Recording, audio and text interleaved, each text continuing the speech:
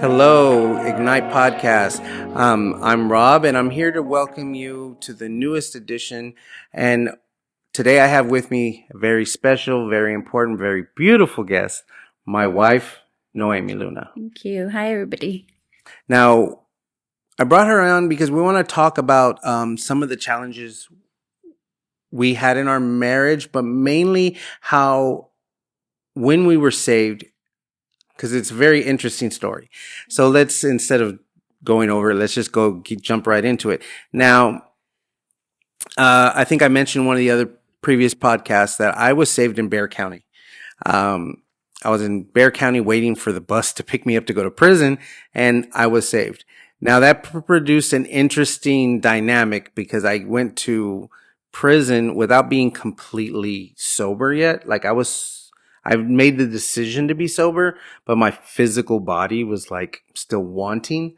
So it created a challenge in being persistent with my walk of faith to continue the right path with all these.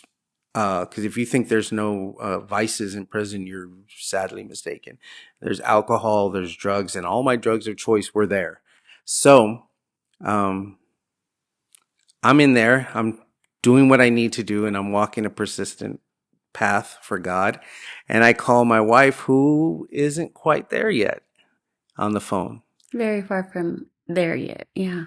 Yeah. And I remember I would called you one day and I was like telling you, no, we got to find a church, and I'm praying, and I'm going to do the right thing, and I'm going to be sober. And you said, I said I was not going to stop, that I wasn't ready to stop, that he was the one that had a problem with it, not me.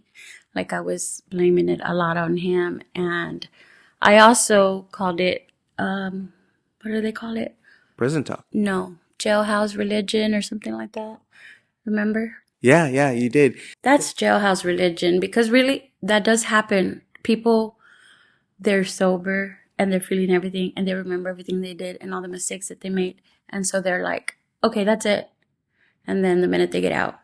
Yeah. So it's the recidivism. Yeah. And then as a side note, I will acknowledge the fact that a lot of our old friends were probably waiting for us just to come back, but so she told me like, where are you going to live? Where are you going to live? Because you didn't believe I could like be around everything. And I didn't know. And I started praying for your salvation, that God minister to you. I knew, you grew up in the ministry. So I knew all you had to do was just see a movement and it would work. So I started praying, and then I called you and I couldn't get a hold of you. And that's because you'd gotten picked up, and you were on your way to jail yourself. Well, I was headed to Laredo to do no good, Laredo, Texas. And I actually never made it back. But God doesn't want me to live with no shame and stuff like that. But, and I don't, like, I forgave myself, and I know God forgive me, and I know my daughters forgive me, but it was the same day as our graduation, and I was going to come back that night for it. Yeah. And so, yeah, that was just sad. Yeah, but the timing was on. bad. I had all that week, I had been praying to God too, that I wanted to put it down, that I wanted to put, the drug down, that I was tired, and I asked him to do something, and he did. Yeah. He sure did. No, he sure did. And you, I think it took like 2 or 3 weeks. My wife is nothing if not persistent. You're not supposed to be able to write to each other from prisons or jails. Inmate to inmate, yeah. Yeah, inmate to inmate. So what did she do? She got on a letter writing program to my warden and made sure we got permission to write each other. And before I knew it, I got called to speak to the warden, and I'm like, this is not normal. And I was really scared, but it was like, man, your wife is really on it. And I'm like, oh yeah. And then like, she's already got permission from where she's at, and you're going to start receiving letters soon. That was its own. I was so happy. I want to. its own blessing. It was a great The blessing, approval was, yeah. but If at that stage that you're in, it's a real a blessing. real blessing because I mean, just to hear words of encouragement from someone you love. And I'm going to admit that initially, all I cared about was being in contact with her, you know. But what I didn't expect, or what I should have expected, is that we had a long road to hoe. We had a lot of Recovery, recovery. frustration. I created a lot of damage in our relationship, I did too. and we needed to fix that. And we needed to let God fix it. More so than trying to fix it ourselves. I think we try to fix it ourselves a lot. No, throughout the years we did. Yeah. It was always like an off and on, not in the same house, off and on, you know, mess. Yeah.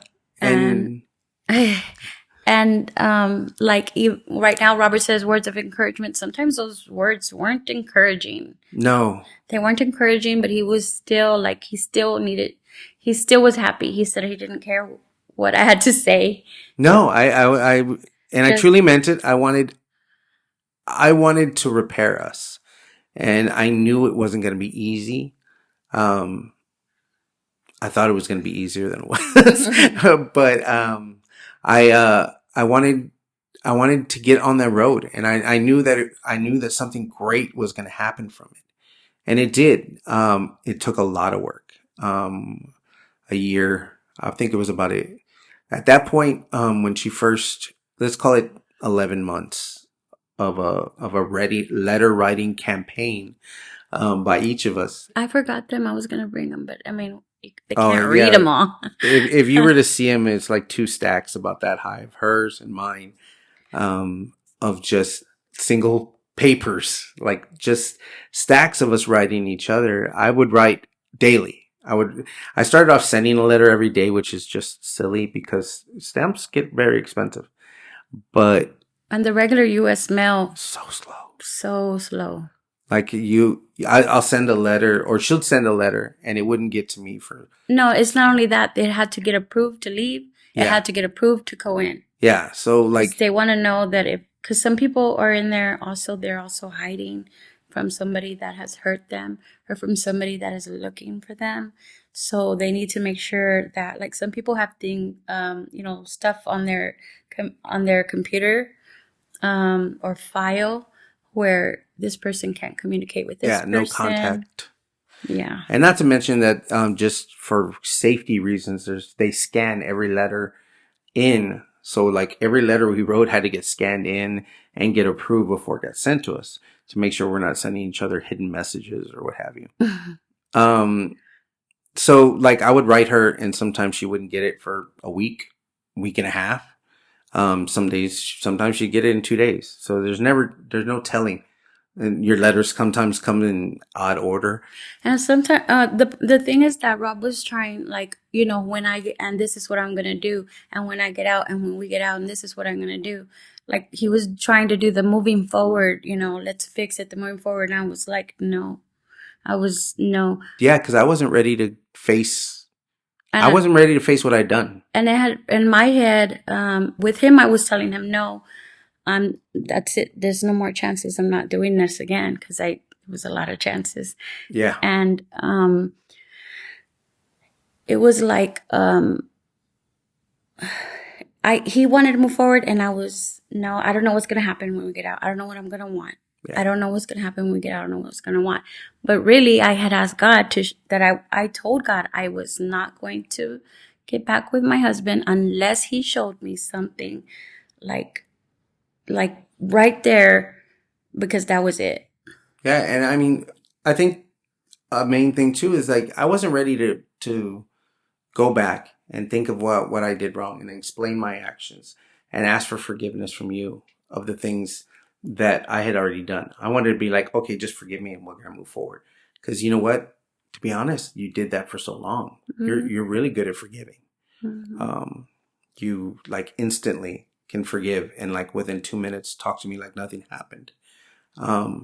Me, I take a lot longer, and I wasn't used to you taking longer. I wasn't used to you saying, wait, hold on, you need to earn that trust back. I had it too easy for you. Yes, you did. Yes, you did. So you didn't make it easy this time.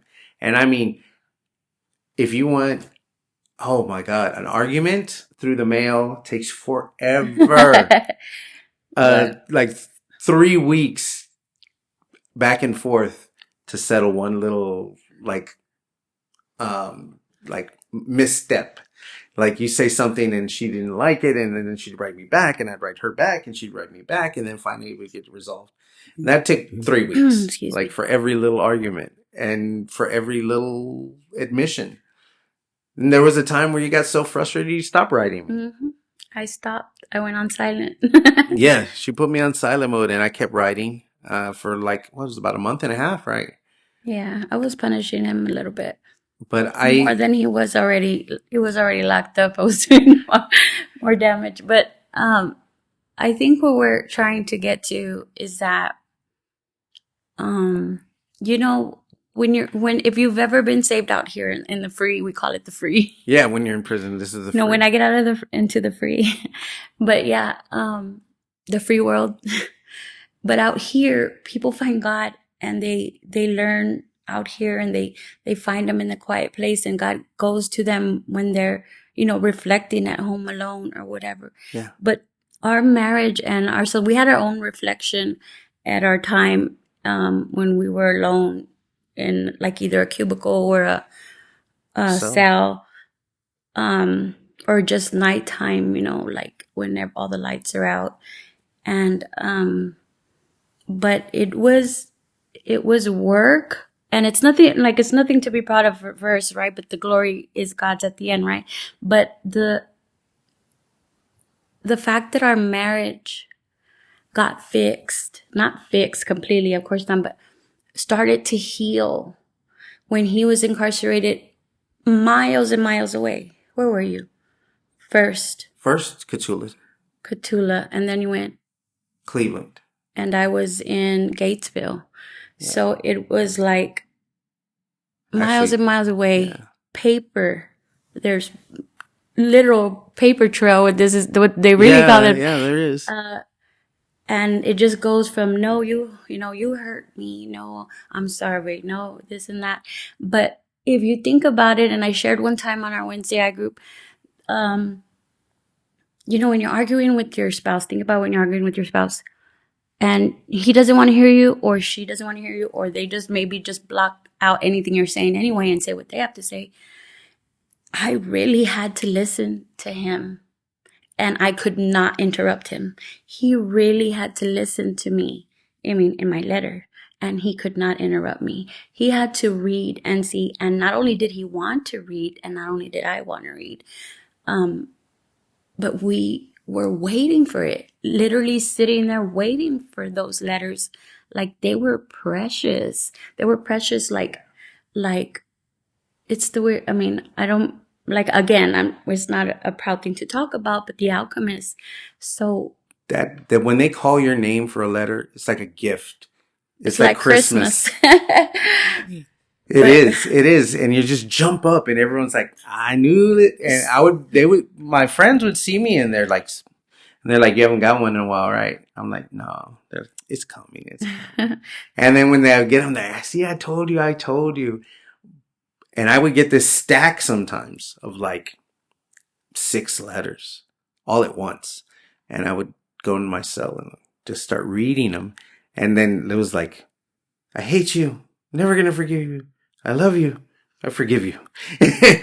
Basically, like in a nutshell, that's kind of how it went. But that is her getting my letters, reading them, responding, and then like her response to that. And I get to watch the evolution of her forgiveness in a letter, in a stack of letters. And I think I tell everyone that we found our faith in prison. But not only that we got closer than we ever were, further apart. Any Bible study I was doing, I sent it to him, like if he was asking for the Bible study himself. Oh, And I was doing like the Salvation Army Bible study and this other type of Bible study. And everything I would get, like if I would get a Bible, I would sign up for him to get it too. And he'd get it from where they were at, because they're not going to check like who's checking what they're Like signing who up asked for. for Yeah. it? Because you could write one letter and say, this person wants it, this is their information, and put like 5 people. And one of those people happened to be him. And the other ones were like people that were around me there that wanted a Bible.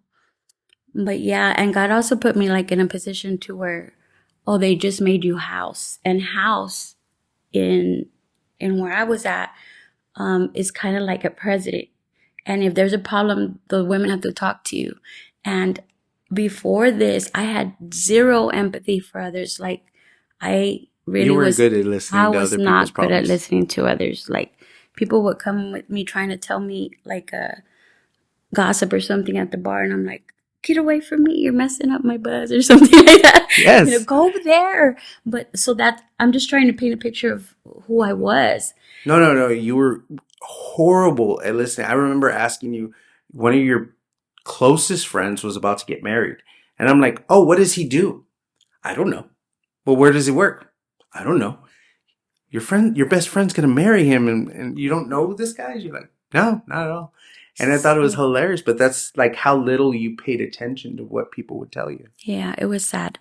But I did have to, I feel like God put me like in a position to where I had to listen to all these ladies, these crazy, more crazier than me, some the same Stories. ladies, their problems and what they have to worry about, what they're crying about.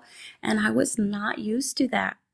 No. But he wanted me to learn how to do that and to do it with grace by the time I was done. I mean, by the time I was, done there. So I think, there was a lot of fixing that had to do with me, with my heart. And it wasn't like only my husband, but it was mostly, my relationship with him and my children.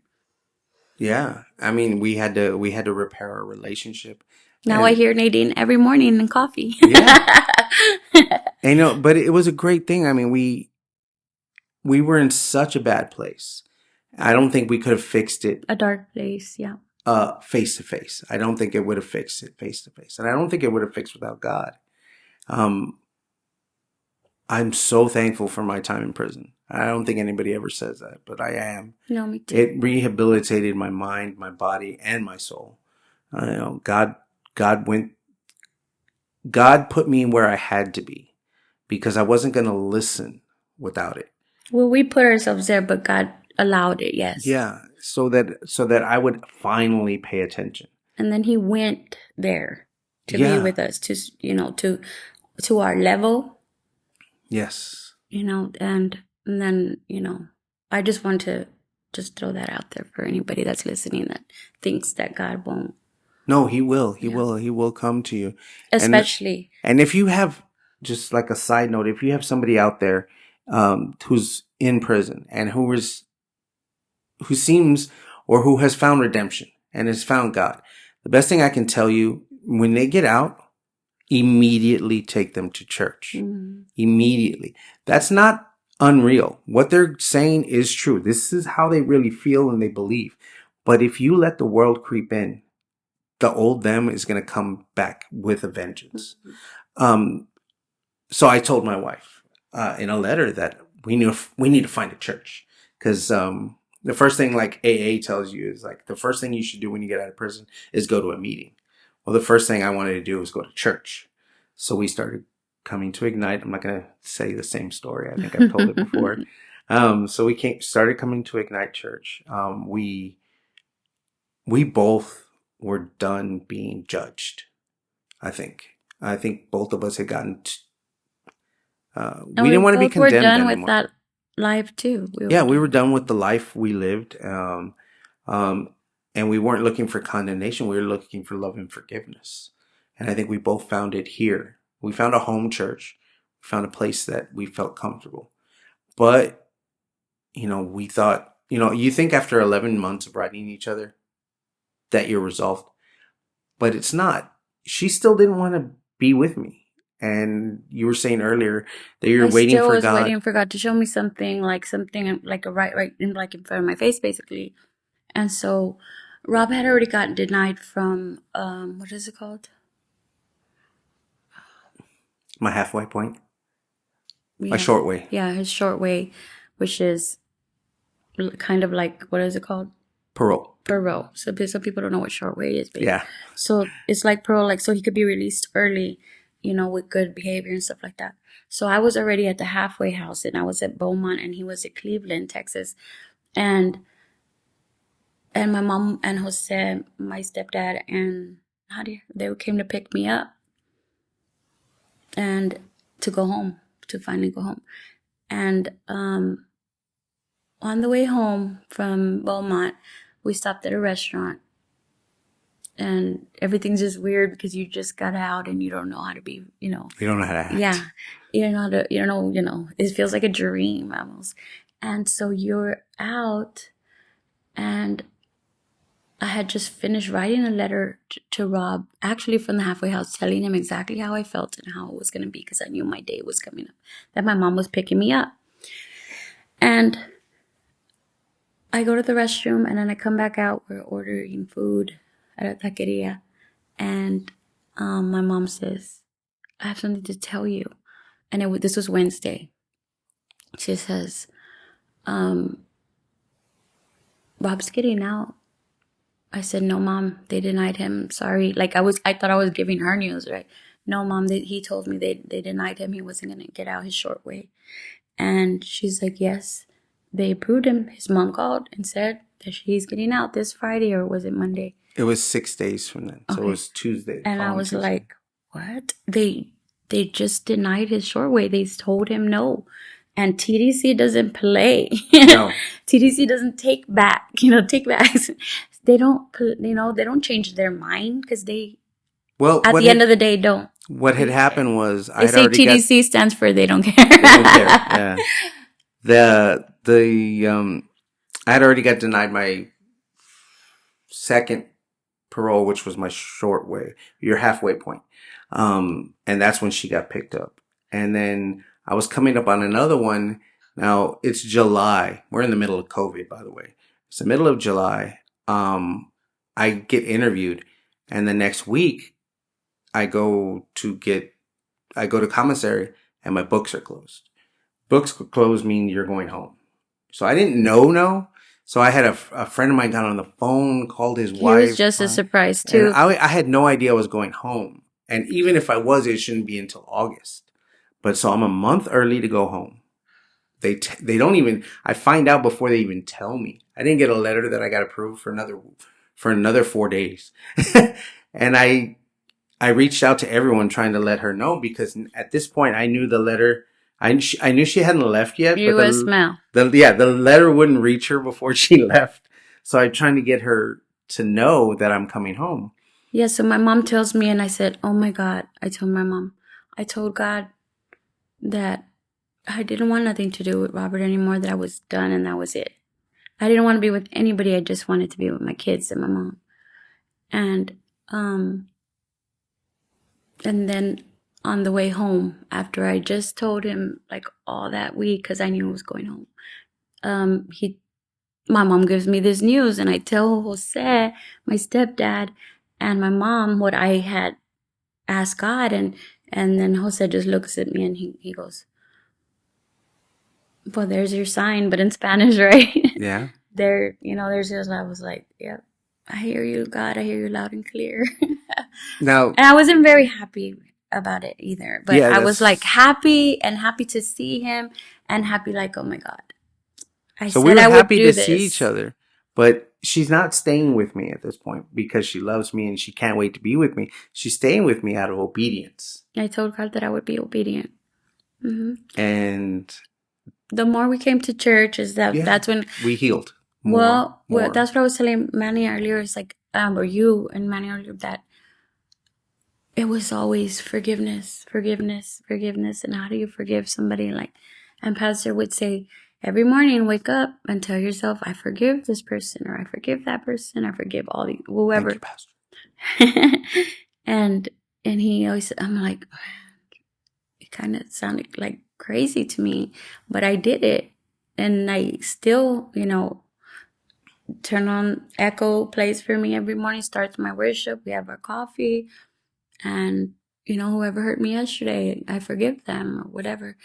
And that's what the obedience. One day I woke up and I had forgiving him. Yeah. I was like, oh my God. I don't have to ask today, or I don't have to remind myself today. Yeah. Well, yeah. And I told Nadine, I think I forgave your dad already. Oh my God. She just started laughing with me. It's like, Mom, you're crazy. But And I didn't realize. But we had But to it work. I mean, we worked. had to work with each other. We had to repair so much. We had to repair our relationship, our relationship with our children, and with your mom, with our siblings. I mean, we had a lot of work to do, and in the middle of that, we had to work on us and be persistent in our walk with faith. I tell everybody that in prison, I think I mentioned that all your vices are there, and imagine being somewhere surrounded by everything you physically, that the world has gotten you physically wanting, and being persistent in your walk of faith is so hard. And then getting bad news or getting rough news from your wife, and someday, hey, you want a bottle, you want some liquor, you want some, and to be like, no, I want my Bible, and I want to pray, and I want to figure this out. And I want to read my letters. Yeah, and I mean, there were so many times I told Manny that we were talking about how we pray before how we pray and ask God for help. And I remember asking him, God, soften her heart to me, soften her heart to me. And I would pray that all the time. And then I got a letter from you like, are you praying for me to be nicer to you? and I was. I'm like, yes. Because the more I wanted to be mean, the harder, like it was getting harder and harder to continue. Like not being mean, but putting up that wall. And because anybody in my, Rob, and like, I put up the best walls. No, you Sadly, separate yourself from whatever's bothering you, and you do it so well. Sadly, I compartmentalize everything. Yeah. And it was harder. It was hard. It was harder for me to keep doing that. It was very hard. And I think a little bit of didn't want to do that anymore. Because I didn't want to be the person that I was, because continuing to do that would have made me. But the same way that I was saying, the same way that you reflected in your time by yourself, and the same way that I reflect, and the same way that we put ourselves in the closet to have our secret one-on-one time with God, or whatever you do in your car, in your shower, whenever you're having your alone time with God. He did that to Rob on his own. He did that to me on his own, but he also did that to our marriage. Our marriage was having some type of, and I can't describe it this best I can do, our marriage was having some type of alone time healing with God. That's between good. The letters, he had spent a year reflecting on himself and his life, our life. And then, for me to go in there alone was God preserving me for him. And for him. Yes. And for my family, for everyone. And for myself. But yes, he was healing. He had already worked on you and still healing you. Then he started working on me. But at the same time, when I didn't want to be with that wall up anymore, when I didn't want to be hard anymore, that was him starting to work in your prayers, and then starting to him work on our marriage, like the alone time our marriage spent with God as well. And they had all of his attention there, Yeah, and I want to touch on something that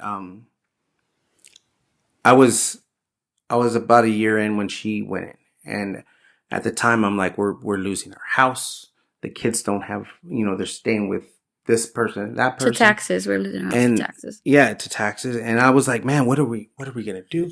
And I remember they moved me, and that's when I got moved to Cleveland, and I got my own cell. Before that, I was in like a dorm, so I had my own cell, and I got on my knees. I closed the door, turned off the lights, got on my knees and cried and told God, I'm like, why am I still here? I'm doing everything I'm supposed to do. I'm praying. I believe in you. I have my faith. Why am I here? I need to be out there for my kids. I need to be out there for my house. What am I doing here? And I just hear, wait. Just wait. Just wait. And I'm like, all right, I'll wait. Now, what I didn't know was I needed that year to write back and forth instead of talk and interrupt. And I needed it too. And she needed it. And that provided our healing. Instead, God had his time and I had to wait on God's time. And by waiting on his time, I got what I needed and didn't even know I needed. And when we started the road to repairing our relationship. And had the I most gotten hurtful parts were on that in those letters. the most difficult things we had to talk about were in those letters. And when I got out right after her, which allowed her some peace to not worry about what I'm doing in the world without her. It allowed her to get her answer from God and gave me the time I needed to show her that I had changed. And when we came into the world, I had to put that into action. You can't just say it and then be like, oh, okay, we're good. No, we had to be persistent. We had to find a church. We had to pray together and show each other that we really did have faith in God. And we got there, and it took a long time. I don't think anybody who knows us now, who didn't know us then, would believe we were in such a bad state. At the same time, the people who knew us then probably don't believe that we're in such a good state now, until they see it. But I think it was wonderful. But the important part was the communication in the letters. And so sometimes when I'm trying to get something through to him today, like currently, and he's trying to get something through to me, like I think about those letters, like, and all the, what was the word I want to use? And all the, I guess, freedom you had to tell the other person what you wanted to tell them without getting interrupted. And so I try to think about those things so that we could hear each other out, because communication is everything. It's key. So, and then aligning our marriage and our life and our decisions, With God. With God. And I think, this is the beginning of a greater conversation. I think we have more plans in general to have more of these and to come up with something powerful about our testimony with each other. But I think this was a very good first step in that process. I want to thank you for listening. I'm going to have Noemi pray us out. Okay. My wife. So, Father God, we thank you, first of all, for allowing us to do this today. And we give this show or this podcast today in your hands. We put it in your hands, Lord. And take control. Take control, Lord. Do what you have to do from here. We were obedient and we shared what we promised we would share. And God, just, through the internet, make sure that it reaches the right people, God. Just make sure that the person that needs to hear it, Father, open their eyes, open their hearts, open their minds, their ears, Lord, to listen to what they need to hear, Father, and to let them know that there is hope in your name, that there is hope for anything, for any comeback, Father, that there is hope for addiction, for marriages, for things that we see that there's no recovery from. There's hope in your name, Lord. And we thank you for this, Father. Take total control. Do what you have to do with this from here. In your name we pray. Amen. Amen. Thank you for listening. Be blessed.